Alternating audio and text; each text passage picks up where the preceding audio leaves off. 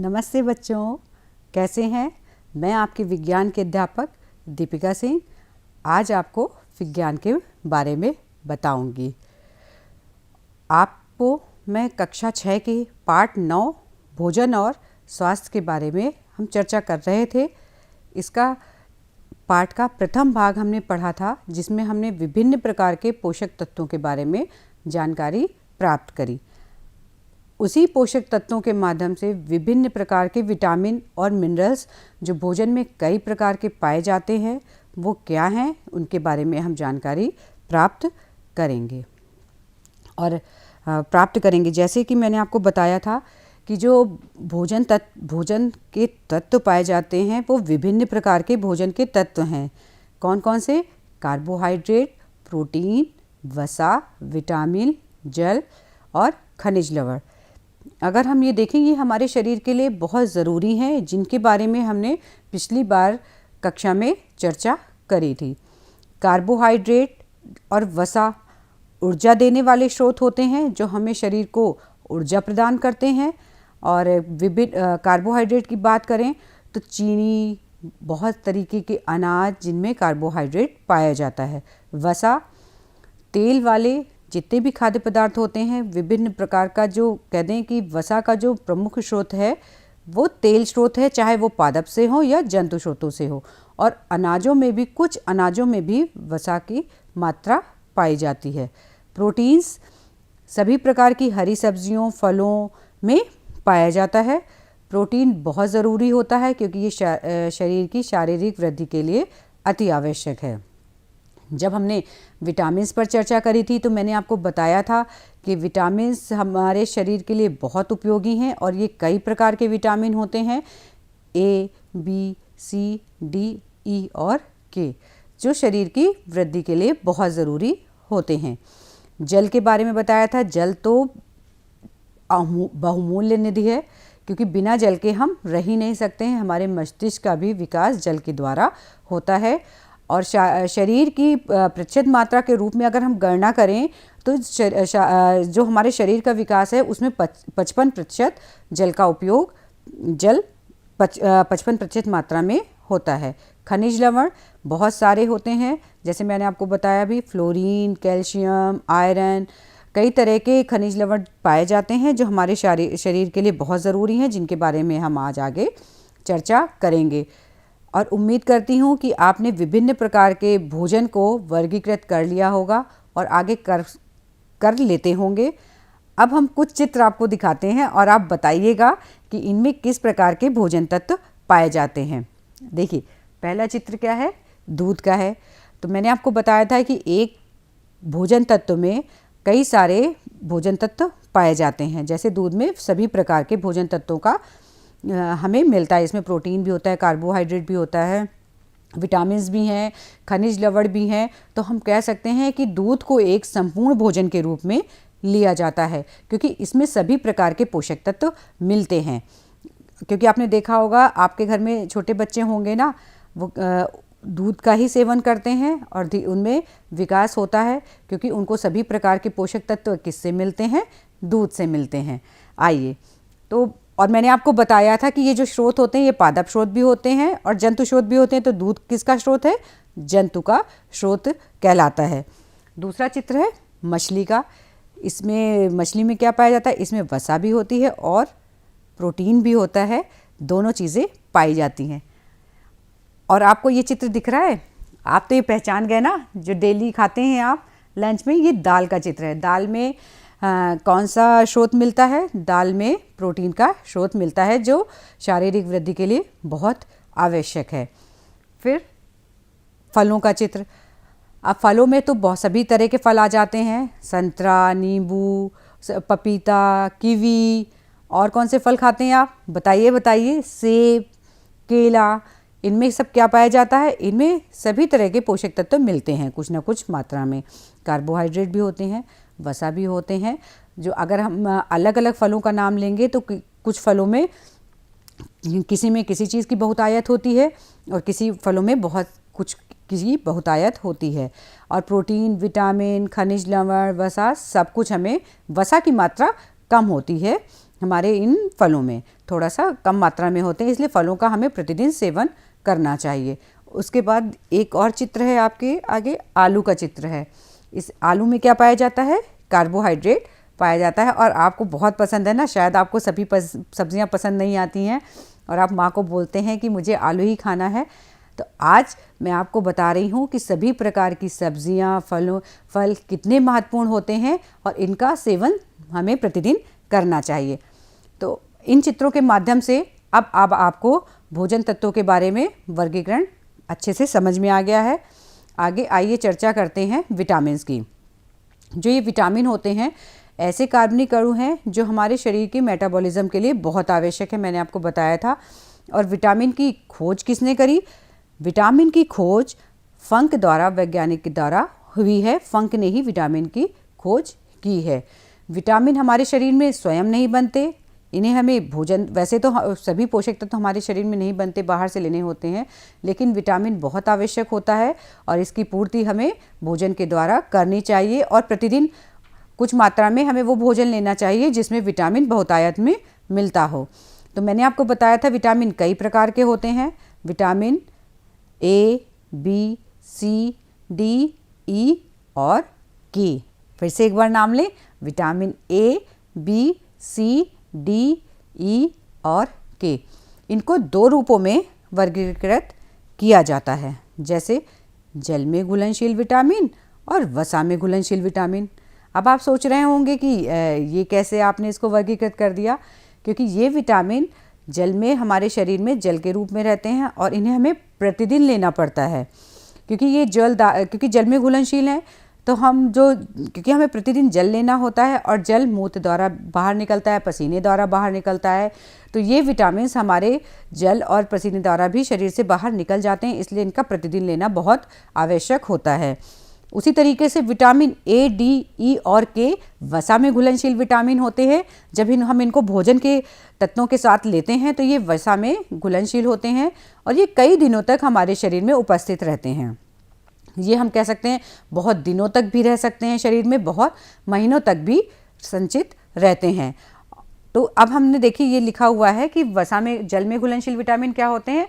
जल में घुलनशील विटामिन स्टोर नहीं किए जा सकते या हमारे शरीर में ज़्यादा देर तक नहीं रहते हैं। और वसा में घुलनशील विटामिन क्या होते हैं? जो हमारे शरीर में आसानी से स्टोर किए जा सकते हैं, ये वसा ऊतक में संचित रहते हैं। वसा में घुलनशील विटामिन हमारे शरीर के अंदर बहुत दिनों तक या महीनों तक भी रह सकते हैं। तो इसलिए हमें विटामिन ए और सी प्रतिदिन कुछ मात्रा में ज़रूर लेना है। हो सकता है हम ए, डी, ई और के को हम प्रतिदिन नहीं लेते हैं, तो हमें इसकी पूर्ति शरीर द्वारा हो सकती है क्योंकि ये वसा में संचित रहता है, लेकिन बी और सी को हमें कुछ मात्रा में प्रतिदिन ज़रूर लेना है। आइए अब चर्चा करते हैं कि ये जो विटामिन्स हैं ए, बी, सी, डी, ई और के, ये किस किस भोजन स्रोत में पाए जाते हैं और हमें कौन सा भोजन खाना है जिससे इसकी पूर्ति हो। तो देखिए ये हमारे पास विटामिन के सारे नाम लिखे हुए हैं और उनके स्रोत के बारे में लिखा गया है। विटामिन ए सबसे अधिक किसमें पाया जाता है? अंडे, मक्खन, घी, मछली का तेल, हरी सब्जियां, गाजर इत्यादि। विटामिन ए ज़्यादातर आपको जो हल्का सा ऑरेंज कलर, रेड कलर की सब्जियां हैं, जैसे पपीता आपने देखा है, पपीता, गाजर, इन सब चीज़ों में बहुत अधिक मात्रा में विटामिन ए पाया जाता है। या हम ये कह लें कि जो हल्का सा ऑरेंज कलर की सब्ज़ी है या फल है, उसमें विटामिन ए बहुत अधिक मात्रा में पाया जाता है। इसलिए हमें गाजर, पपीता का सेवन करना चाहिए, जो कि विटामिन ए का बहुत ही अच्छा स्रोत होता है। अब आपको समझ में आ गया कि विटामिन ए हमें किससे मिलेगा। और जो लोग अंडे खाते हैं ना, तो आपको विटामिन ए उससे भी प्राप्त हो जाता है। घी में भी कुछ मात्रा में विटामिन ए पाया जाता है। तो अब आपने जान लिया कि विटामिन ए के स्रोत क्या हैं। अब आगे चर्चा करते हैं विटामिन बी के बारे में। जो विटामिन बी है, आप बहुत तरीके के अनाज खाते हैं। अनाज कार्बोहाइड्रेट का एक प्रमुख स्रोत है, जो मैंने आपको पिछली कक्षा में बताया था। अनाज में जो छिलका पाया जाता है, उस छिलके में विटामिन बी पाया जाता है। अंडा, मछली, दूध, पनीर, इन सब चीज़ों में विटामिन बी पाया जाता है। तो अनाज के छिलके, जब अनाज के छिलकों में रेशे भी पाए जाते हैं, मैंने आपको बताया था, लेकिन विटामिन बी भी पाया जाता है। तो अगर आप इन सब चीज़ों को खाते हैं तो विटामिन बी की पूर्ति ज़रूर होगी। विटामिन सी सब खट्टी चीज़ों में पाया जाता है। आपने नींबू खाया है? नींबू का स्वाद कैसा होता है? खट्टा होता है ना। और कुछ ऐसी चीज़ों का नाम बताइए जो थोड़ी सी खट्टी होती हैं स्वाद में, जिसको खा के हमारा मुंह बहुत अजीब सा बन जाता है। जैसे आंवला, शायद आप सभी बच्चों को पसंद नहीं होगा क्योंकि आंवला थोड़ा सा स्वाद में कसैला सा होता है, बहुत अच्छा स्वाद में होता है, इसका भी प्रतिदिन हमें सेवन करना चाहिए। संतरा, मौसमी, आपने ये सब चीज़ें खाई है ना, फलों में संतरा खाया है ना, संतरा तो बहुत अच्छा लगता है बच्चों को, आपने उसको फटाफट छीला और उसको खा लिया। तो ये जो खट्टी चीज़ें होती हैं जैसे नींबू, आंवला, मौसमी, संतरा, इन सभी चीज़ों में विटामिन सी पाया जाता है। और मैंने आपको बताया कि विटामिन बी और सी जल में घुलनशील विटामिन है, तो आपको प्रतिदिन लेना चाहिए। इसलिए नींबू या संतरा का कुछ मात्रा में सेवन हमें प्रतिदिन ज़रूर करना चाहिए। कोई भी भोजन का पोषक तत्व तो आप ले सकते हैं। इमली में भी विटामिन सी कुछ मात्रा में पाया जाता है, तो ज़रूर बी और सी का सेवन इन भोज्य पदार्थों को लिया करें, जिससे शरीर में इसकी पूर्ति हो सके। विटामिन डी, वैसे तो विटामिन डी का सबसे प्रमुख स्रोत क्या कहा जाता है? सूर्य की रोशनी, जो हमारे शरीर में विटामिन डी का निर्माण करती है, लेकिन कुछ मात्रा में हमें भोजन तत्वों से भी मिलता है। वो कौन से हैं? मक्खन, दूध, मछली, और किसका कह लें, मछली का जो तेल होता है उसमें विटामिन जो डी होता है वो पाया जाता है। और सूर्य इसका प्रमुख स्रोत है, इसलिए हमें सूर्य की जो पहली किरण होती है ना, जो मॉर्निंग वाली सनलाइट होती है, तो उसका प्रकाश थोड़ी देर ज़रूर लेना चाहिए, धूप में बैठना चाहिए, क्योंकि जो विटामिन डी है हमें वो सूर्य के प्रकाश से मिलती है। इसलिए सूर्य के प्रकाश में थोड़ी देर अवश्य बैठना चाहिए। विटामिन ई के बारे में चर्चा करें तो विटामिन ई अंडे, गेहूँ, हरी पत्ती की सब्जियों में पाया जाता है। हरी पत्ते की सब्जियों में भी विटामिन ई पाया जाता है। अब विटामिन के बारे में जान लें। विटामिन के जो है हमें सोयाबीन, हरी पत्ती वाली सब्जियां और अंडे में मिलता है। तो जैसे मैंने आपको बताया कि हरी सब्जियां हमें ज़रूर खानी चाहिए, क्योंकि इनमें विभिन्न प्रकार के पोषक तत्व पाए जाते हैं। जैसे आपको इसमें प्रोटीन भी मिलेगा, वसा भी मिलेंगे, कुछ मात्रा में विटामिन्स भी होंगे, खनिज लवण भी होंगे। तो हरी सब्जियों के सेवन के लिए इसीलिए बोला आपको जाता है कि आप प्रतिदिन उसका सेवन ज़रूर करें, चाहे कुछ मात्रा में करें, लेकिन प्रतिदिन इसका सेवन अवश्य करना चाहिए। और जैसे मैंने आपको बताया बी और सी के बारे में कि ये जल में घुलनशील विटामिन है, तो आप इन्हें प्रतिदिन लें।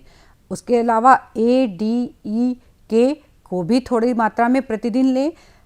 अगर नहीं ले सकते हैं, अगर आप इसको एक दिन छोड़ भी देते हैं, क्योंकि ये वसा में घुलनशील होता है, तो इसके प्रतिदिन लेने की आवश्यकता नहीं होती है, लेकिन विटामिन सी आपको प्रतिदिन लेना है। अब मैंने आपको विभिन्न प्रकार के विटामिन के बारे में बताया। Vitamin A, vitamin B, vitamin C, D, E और के बारे में, उसके भोजन स्रोत के बारे में बताया।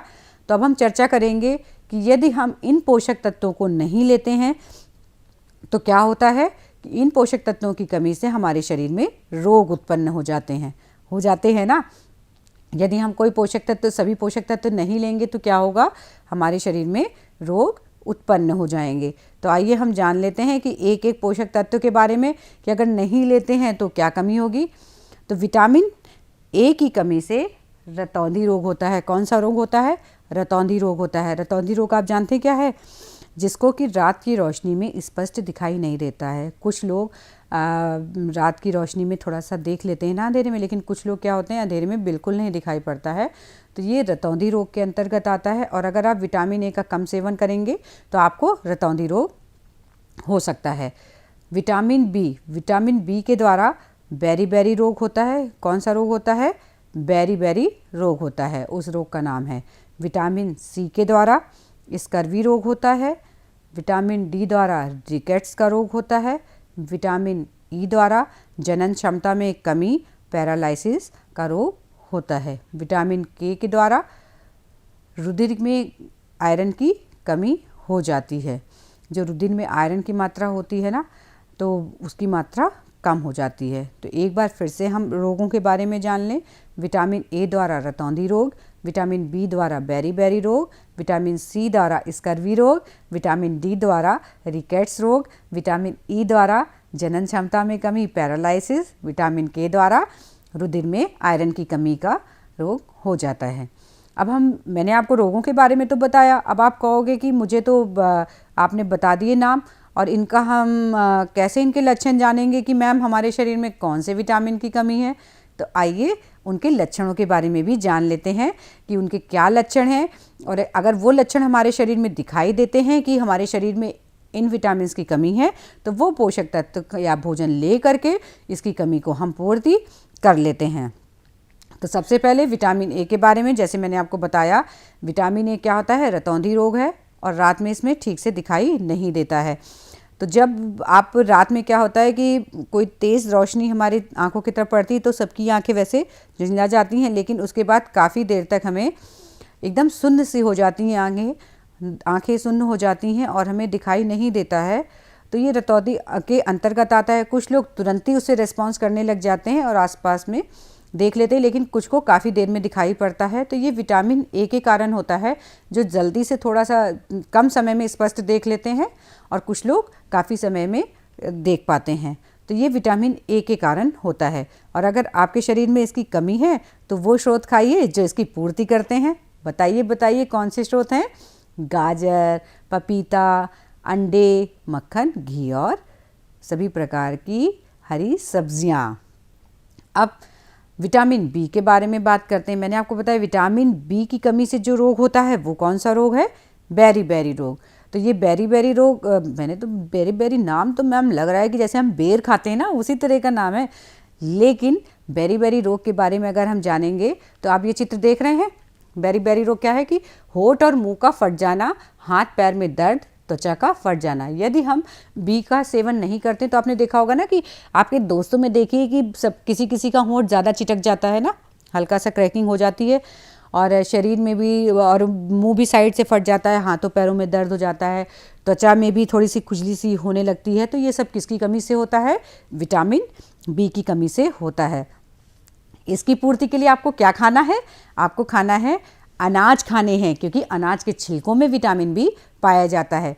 और पनीर, दूध, इन चीज़ों में भी विटामिन बी अधिक मात्रा में मिलता है।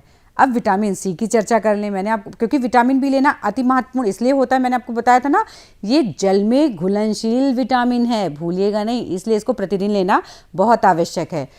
विटामिन सी को भी प्रतिदिन लेना बहुत आवश्यक है, और इससे स्कर्वी रोग होता है। और स्कर्वी रोग क्या है? स्कर्वी रोग है, आपने देखा होगा मसूड़ों और दांत में खून और सूजन आती है ना, कुछ के आपने देखा होगा कि दादी लोगों के शरीर में, दादी लोगों के दांत में ऐसे हो जाता है, किसी की दादी के दांतों में है, या बच्चों के भी दांतों में ये है, क्योंकि वो विटामिन सी की मात्रा का सेवन नहीं करते हैं, क्योंकि इसे हमें प्रतिदिन लेना है कुछ मात्रा में। तो ये किस में पाया जाता है? खट्टेदार फलों में और सब्जियों में, जो थोड़ी सी खट्टी होती हैं। तो अगर हम विटामिन सी प्रतिदिन खाएंगे तो हमारे मसूड़ों से सूजन और खून आना भी बंद हो जाएगा। और सबसे प्रमुख स्रोत है नींबू और आंवला। अब विटामिन डी के बारे में चर्चा करते हैं। विटामिन डी से कौन सा रोग होता है? रिकेट्स रोग होता है। रिकेट्स क्या है? इसमें जो है, देखिए, शरीर की हड्डियां कमज़ोर हो जाती हैं और टेढ़ी हो जाती हैं। इसलिए जो है विटामिन डी, मैंने आपको बताया, सूर्य की रोशनी ज़रूर लेनी चाहिए, क्योंकि सूर्य की रोशनी से ही विटामिन डी की पूर्ति होती है। उसके अलावा विटामिन डी मक्खन, दूध, मछली के तेल से भी पूर्ति हम करते हैं। और विटामिन ई के बारे में चर्चा करें तो विटामिन ई क्या होता है? विटामिन ई के द्वारा कमी से पैरालिसिस रोग हो जाता है। आपने देखा है ना कि शरीर का आधा अंग काम नहीं करता है।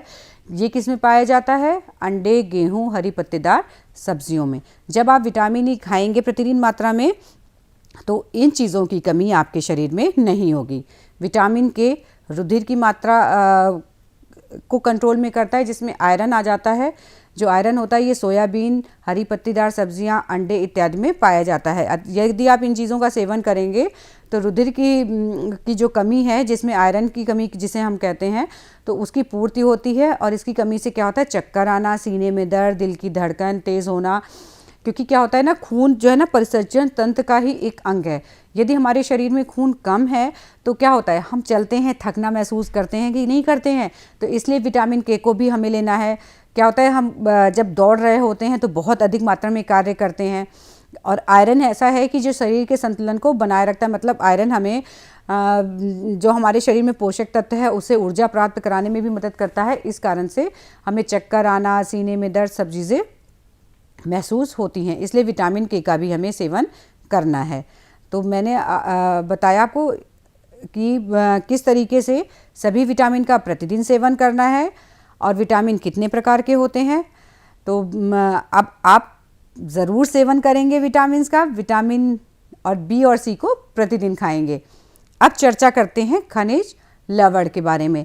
कुछ खनिज लवणों को हमें भी शारीरिक वृद्धि के लिए लेना चाहिए, जो शरीर के लिए अति महत्वपूर्ण है। लेकिन मैंने आपको बताया कि इसका अल्प मात्रा में सेवन करना है। और सभी प्रकार के खनिज लवणों का शरीर में उपयोग नहीं होता। कुछ बहुत अति महत्वपूर्ण खनिज लवण हैं जिनके बारे में हम चर्चा करेंगे कि वो किस स्रोत द्वारा मिलते हैं, उनकी उपयोगिता क्या है और यदि हम नहीं लेते हैं तो उसकी कमी से हमारे शरीर पर क्या प्रभाव पड़ेगा। तो जैसे मैंने आपको बताया कि आपको प्रतिदिन अच्छे पोषक तत्व लेने हैं जिससे आपके शरीर का अच्छा विकास हो। तो उसी के ही आगे चरण में हम खनिज लवणों के बारे में जानकारी लेते हैं। मैंने आपको बताया था कुछ खनिज लवणों के नाम, याद है आपको? बताइए। Fluorine, potassium, iron, calcium, phosphorus, iodine, ये सारे क्या हैं? खनिज लवण हैं।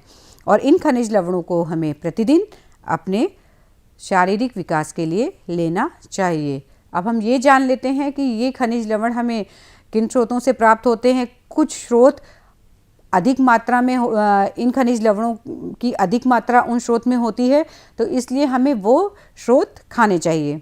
जैसे फ्लोरीन किस में पाया जाता है? पीने वाला जल, चाय, समुद्री भोजन। समुद्री भोजन में फ्लोरीन की अच्छी मात्रा होती है, तो समुद्री भोजन हमें अपने खाने में इस्तेमाल करना चाहिए, तो फ्लोरीन की कमी पूरी हो जाती है। उसी तरीके से पोटेशियम किस में पाया जाता है? आप इसमें देख रहे होंगे, थोड़ा सा मैं एक बार बता देती हूँ। ये एफ जो है इसका सांकेतिक चित्र है। फ्लोरीन को शॉर्ट में एफ से रिप्रेजेंट करते हैं, पोटेशियम को के से रिप्रेजेंट करते हैं। तो ये किससे पूर्ति होती है इनकी? मांस, दूध, अनाज, फल और सब्जियों द्वारा पोटेशियम हमें मिलता है। तो शरीर में पोटेशियम भी बहुत महत्वपूर्ण है। फिर आयरन के बारे में चर्चा कर लेते हैं। आयरन जिसे एफई द्वारा प्रेजेंट करते हैं, जिसमें मांस, अंडा, फलियां, अनाज, हरी सब्जियां आ जाती हैं। कैल्शियम के बारे में जिसे सीए द्वारा रिप्रेजेंट करते हैं, और ये कैल्शियम है जिसमें दूध, पनीर, हरी सब्जियां, फलियां और अनाज सम्मिलित होते हैं। पी, फास्फोरस किस में पाया जाता है? दूध, मांस, अंडा में पाया जाता है। सबसे अंत में आयोडीन, समुद्री भोजन, आयोडीन युक्त नमक। आपने टीवी में बहुत सारे ऐड देखे होंगे और टीवी सभी बच्चे देखते हैं, तो आपने देखा होगा कि हमें आयोडीन युक्त नमक लेना चाहिए, क्योंकि आयोडीन नमक हमारे शरीर के विकास के लिए बहुत महत्वपूर्ण है। अब आप ये जान गए कि जो खनिज लवण हमें लेने हैं वो किस पोषक तत्वों में मिलते हैं और कौन सा पोषक तत्व हमें भोजन में शामिल करना है। अब इनकी उपयोगिता जान लेते हैं, एक एक पोषक तत्वों के बारे में कि इनकी क्या क्या उपयोगिता है, ये खनिज लवण लेने का क्या फ़ायदा है। फ्लोरीन लेने का ये फ़ायदा है कि ये दांतों के इनेमल का निर्माण करता है। दांतों का इनेमल आपने देखा है, दांतों के चारों ओर जिसमें दांत फिक्स होते हैं वो उसका इनेमल कहलाता है। तो उसका जो निर्माण है वो किसके द्वारा होता है? फ्लोरीन के द्वारा होता है। पोटेशियम शरीर में जल संतुलन को नियमित करता है, मतलब उसका कंट्रोल करता है। जो हमारे शरीर में सोडियम होता है, नमक की मात्रा, नमक में होता है ना सोडियम, तो पोटेशियम और सोडियम एक जल संतुलन बनाए रखते हैं, जिससे कि हमारे शरीर में जल की कमी नहीं हो। ये जल संतुलन का निर्माण करते हैं। आगे आयरन के बारे में। रक्त में हीमोग्लोबिन निर्माण में आयरन बहुत सहायक होता है। आपने देखा होगा कि आपके रक्त का रंग जब खून बहता है किस रंग का है? लाल है। वो लाल किस कारण से है? क्योंकि इसमें जो है आयरन पाया जाता है। फिर कैल्शियम के बारे में जान लेते हैं। क्योंकि हमारे शरीर का निर्माण हड्डियों द्वारा हो रहा है, तो जो कैल्शियम है वो हड्डियों और दांतों के निर्माण में बहुत सहायक होता है। फास्फोरस हड्डियों और दांतों का निर्माण करते हैं। आयोडीन मैंने आपको बताया कि थायरॉक्सिन का निर्माण करता है। थायरॉक्सिन आपके गले के पास एक हार्मोन ग्रंथि है जिसके विकास के लिए आयोडीन अति आवश्यक है, और हार्मोन का भी निर्माण ये करते हैं। तो ये इनकी उपयोगिता ये है, और इसीलिए इनको लेना बहुत ही आवश्यक है। और यदि हम नहीं लेते हैं तो इसकी कमी से क्या प्रभाव पड़ता है? फ्लोरीन नहीं लेते हैं तो जो दांतों के इनेमल जो होता है वो कमज़ोर हो जाता है और दांत का क्षरण होने लगता है, मतलब दांत गिरने लगते हैं ना, तो इसलिए फ्लोरीन लेना चाहिए। पोटेशियम इसलिए लेना चाहिए क्योंकि जो वाटर का कंट्रोल होता है हमारी बॉडी में वो फ्लोरीन खनिज लवण के द्वारा होता है। और अगर आयरन नहीं होगा शरीर में तो क्या होगा? खून की कमी होगी ना, इसलिए आयरन लेना अति महत्वपूर्ण है। कैल्शियम क्या कार्य करता है? इसकी कमी से क्या होगा? हड्डियां और दांतों का कमज़ोर होना, पीठ दर्द, घुटने का दर्द, आप दौड़ने में असहाय महसूस करेंगे, क्योंकि क्या होता है ना, आपने देखा होगा बच्चे, वयस्क और बूढ़े तीनों को पोषक तत्व अलग अलग लेने होते हैं ना, तो जब हम बड़े होते हैं, आपने दादी और दादा लोगों को देखा होगा कि उनके घुटने कमज़ोर हो जाते हैं, वो चलने में असहाय महसूस करते हैं, दर्द होता है। वो किस कारण से होता है? क्योंकि उनको भी कैल्शियम की आवश्यकता पड़ती है। कैल्शियम अगर अधिक मात्रा में नहीं लेंगे तो ये इन चीज़ों की कमी हो जाएगी। उसके बाद फास्फोरस के बारे में मैंने आपको बताया, हड्डियों एवं दांतों का कमज़ोर होना। आयोडीन मतलब घेंघा रोग हो जाता है आयोडीन की कमी से। अब कुछ कुपोषित जनित रोग के बारे में जान लेते हैं। मेरेस्मस, क्वाशिंगकोर और एनीमिया, ये सारे क्या हैं?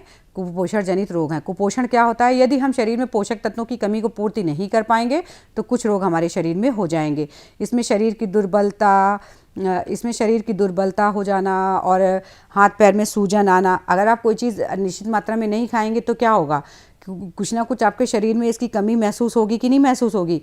तो जो मेरेस्मस रोग है उसका क्या कारण है? प्रोटीन और कैलोरी दोनों की कमी। क्वाशिंगकोर प्रोटीन की कमी से होता है। एनीमिया आयरन की कमी से होता है। अब देखिए, जो हमारा मेरेस्मस रोग है उसमें उसके लक्षण क्या हैं? कमज़ोर शरीर, दुर्बल चेहरा। क्वाशिंगकोर में शरीर और हाथ पैर में सूजन आ जाना, बाल भूरे या पतले हो जाना शरीर के। एनीमिया से नाखून का सफ़ेद पड़ जाना, पैरों में सूजन आ जाना, भूख कम लगना। इसका बचाव क्या है कि ये कुपोषण जनित रोग नहीं हो तो हमें संतुलित भोजन लेना चाहिए, प्रोटीन युक्त भोजन लेना चाहिए और आयरन युक्त भोजन का सेवन करना चाहिए। अब ये कुपोषण का प्रभाव क्यों होता है? कुपोषण का प्रभाव ये होता है कि इससे हमारी शारीरिक वृद्धि, मानसिक वृद्धि और बौद्धिक जो वृद्धि होती है वो रुक जाती है। इसलिए हमें संतुलित भोजन करना चाहिए। वजन में निरंतर कमी हो जाती है, मांसपेशियों में दुर्बलता आ जाती है, शारीरिक मानसिक रूप से कमज़ोर होना, बौद्धिक विकास अवरुद्ध होना। आप थक जाते हैं ना जब पढ़ रहे होते हैं, तो इसलिए आप अच्छा भोजन करेंगे तो आपको वो थकान महसूस नहीं होगी। आप वयस्क होने पर कार्य क्षमता में कमी होना, ये कुपोषण के ही प्रभाव हैं। रोग प्रतिरोधक क्षमता में कमी होना और आप संक्रामक रोगों से भी ग्रसित हो जाते हैं, ये सारे कुपोषण के ही प्रभाव हैं। आज हमने सीखा कि विटामिन हमारे शरीर की रोगों से रक्षा करते हैं ना, इसलिए विटामिन लेना बहुत आवश्यक है। विटामिन जल में घुलनशील विटामिन होते हैं, वसा में घुलनशील विटामिन होते हैं। विटामिन बी और सी जल में घुलनशील विटामिन है, इन्हें प्रतिदिन लेना चाहिए। बी, ए, डी, ई और के वसा में घुलनशील विटामिन है और ये हमारे शरीर में महीनों तक रहते हैं। शरीर को क्रियाशील रखने के लिए खनिज लवण भी हमें अच्छी मात्रा में लेना चाहिए। और कुपोषण, हमें सभी प्रकार का भोजन निश्चित मात्रा में लेना है, जिसके बारे में, संतुलित भोजन के बारे में हम आगे की कक्षा में चर्चा एक बार अवश्य करेंगे कि संतुलित भोजन क्या है और कैसे लेना है। अभी हम बताते हैं कि यदि हम संतुलित भोजन नहीं लेंगे तो हमारे शरीर पर कुपोषण हो जाएगा और इसका प्रभाव पड़ने से हम कई प्रकार के रोगों से ग्रसित हो सकते हैं। तो आपको मैंने बताया विभिन्न प्रकार के भोजन के बारे में और मैं आशा करती हूँ कि आपने अच्छे से समझ लिया होगा। चलिए इस पर एक एक्सरसाइज करते हैं और आपकी समझ को मजबूत करते हैं। अब आपको एक चीज़ और बताती हूँ कि जो हमारी सरकार है ना, वो भी जो है स्वास्थ्य के लिए बहुत ही जागरूक है। तो हर साल विश्व स्वास्थ्य दिवस मनाया जाता है। कब मनाया जाता है? विश्व स्वास्थ्य दिवस 7 अप्रैल को मनाया जाता है ना। हर साल 7 अप्रैल आता है तो उसको हम लोग किसके रूप में मनाते हैं? विश्व स्वास्थ्य दिवस के रूप में मनाते हैं। मैंने आपको बताया था एनीमिया की कमी से होता है। एनीमिया की कमी से कौन सा रोग होता है बताइए? एनीमिया की कमी से आयरन रोग होता है। स्कर्वी रोग किसकी कमी से होता है? स्कर्वी रोग विटामिन सी की कमी से होता है और विटामिन सी खट्टे भोज्य पदार्थों में मिलता है, जैसे नींबू, आंवला और उसमें आंवला संतरा में पाया जाता है। हड्डियों और दांतों का निर्माण किस खनिज लवण द्वारा होता है? बताइए बताइए। कैल्शियम के द्वारा। हड्डियों और दांतों का निर्माण कैल्शियम खनिज लवण के द्वारा होता है। घेंगा रोग किसके द्वारा होता है? आयोडीन की कमी से घेंगा रोग होता है। खट्टे फल में क्या कौन सा विटामिन पाया जाता है? बताइए। खट्टे फलों में विटामिन सी पाया जाता है, जिसको हमें प्रतिदिन लेना है। अब विटामिन ए की कमी से कौन सा रोग होता है? विटामिन ए की कमी से रतौंधी रोग होता है। कौन सा रोग होता है? रतौंधी रोग होता है। तो अब आपने पाठ को बहुत अच्छे से समझ लिया है, सभी ने प्रश्नों का अच्छे से उत्तर दिया है। तो अब आपको कुछ कार्य घर पर भी करना है, और वो क्या कार्य करना है? आपको प्रोटीन के जितने भी प्रकार मैंने बताए थे उनके बारे में लिखना है और उनके रोगों के नाम लिखने हैं। तो अब आप विटामिन्स के बारे में लिख लेंगे, कितने प्रकार के विटामिन होते हैं और खनिज लवण होते हैं, उनकी चर्चा करेंगे और अपने घर में भी सबको समझाएंगे कि हमें सभी पोषक तत्व कैसे लेने हैं। और आप माँ के द्वारा ज़रूर वो भोजन बनवाएंगे और हरी सब्जियाँ ज़रूर खाएंगे, ठीक है ना? सभी को भोजन सभी प्रकार के पोषक तत्वों का लेना है, जिससे कि हम स्वस्थ रहें और रोगों से भी लड़ सकें। और सभी पोषक तत्वों को प्रतिदिन लेना है, जिससे हम रोगों से भी बचे रहें। तो बच्चों, कैसा लगा आपको भोजन और स्वास्थ्य के बारे में? अब आप समझ गए हैं और अभी आप सबसे घर में चर्चा करेंगे।